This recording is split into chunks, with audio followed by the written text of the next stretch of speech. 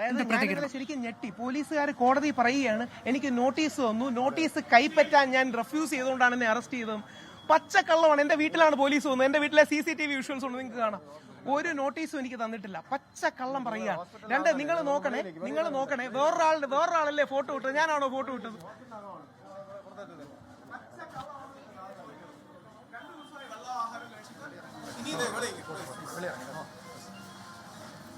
രാഹുൽ ഈശ്വർ അദ്ദേഹത്തിന്റെ പ്രതികരണമാണ് കേട്ടത്. പോലീസ് കോടതിയിൽ പറഞ്ഞത് പച്ചക്കള്ളമാണ് എന്നത് ആവർത്തിക്കുകയാണ്. തനിക്ക് നോട്ടീസ് നൽകാതെ അറസ്റ്റ് ചെയ്ത് കൊണ്ടുപോയി എന്ന ആരോപണം ആവർത്തിക്കുന്നു.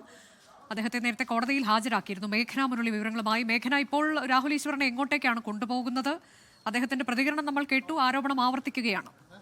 അനുജ, തീർച്ചയായിട്ടും ഇപ്പോൾ രാഹുൽ ഈശ്വറിനെ ഫോർട്ട് ആശുപത്രിയിൽ വൈദ്യപരിശോധനയ്ക്കായി കൊണ്ടുവന്നിട്ടാണുള്ളത്. അതിൽ കോടതിയിൽ ഹാജരാക്കി ഇന്ന് തന്നെ ജാമ്യാപേക്ഷയും അതുപോലെ തന്നെ കസ്റ്റഡി അപേക്ഷയും രാഹുൽ ഈശ്വറിനെ പരിഗണിക്കുമെന്നുള്ളതാണ് മനസ്സിലാക്കുന്നത്. ഇപ്പോൾ ഈ ആശുപത്രിയിൽ വൈദ്യപരിശോധനയ്ക്കായി ഹാജരാക്കിയപ്പോഴും രാഹുൽ ഈശ്വർ പറയുന്നത് ഈ കള്ളക്കേസാണ് എടുത്തത്. അതുപോലെ തന്നെ ഇതിൽ പ്രധാനമായും നോട്ടീസ് നൽകിയിട്ടുണ്ടായിരുന്നില്ല, കേസ് കള്ളമാണ് എന്നുള്ളതാണ് രാഹുൽ ഈശ്വർ ആവർത്തിക്കുന്നത്. കൂടാതെ താൻ കഴിഞ്ഞ 2 ദിവസമായി പട്ടിണിയിലാണ്, കാരണം ഭക്ഷണം കഴിക്കുന്നില്ല, നിരാഹാര സമരത്തിനാണ്. അതിന്റെ കാരണം എന്ന് പറയുന്നത് ഈ തനിക്കെതിരെ ഒരു അനീതി ഉണ്ടായി, അതുപോലെ തന്നെ കള്ളക്കേസെടുത്തു, പെൺകുട്ടിയുടെ ചിത്രം പ്രചരിപ്പിച്ചിട്ടുള്ള ഒരു കള്ളക്കേസാണ് എന്നുള്ളതാണ് രാഹുൽ ഈശ്വർ പറയുന്നത്. എന്തായാലും ഇപ്പോൾ വൈദ്യപരിശോധനയ്ക്കായി ഫോർട്ട് ആശുപത്രിയിലേക്ക് എത്തിച്ചിട്ടുണ്ട്. അതിനുശേഷമായിരിക്കും വീണ്ടും കോടതിയിൽ ഹാജരാക്കുന്നുണ്ടാവുക. കസ്റ്റഡി അപേക്ഷയും ജാമ്യ ഹർജിയും ഇന്ന് തന്നെ പരിഗണിക്കുമെന്നും പറയുന്നു. അതിൽ ഇപ്പോഴും രാഹുൽ ഈശ്വർ ആവർത്തിക്കുന്നത് തനിക്കെതിരെ ഉണ്ടായത് കള്ളക്കേസ് തന്നെയാണ്. ഈ പറയുന്നത് പോലെ തന്നെ FIR രേഖപ്പെടുത്തിയതുപോലെ തന്നെ ചിത്രം പ്രചരിപ്പിക്കുകയോ അല്ലെങ്കിൽ ഒരു മോശം പരാമർശമോ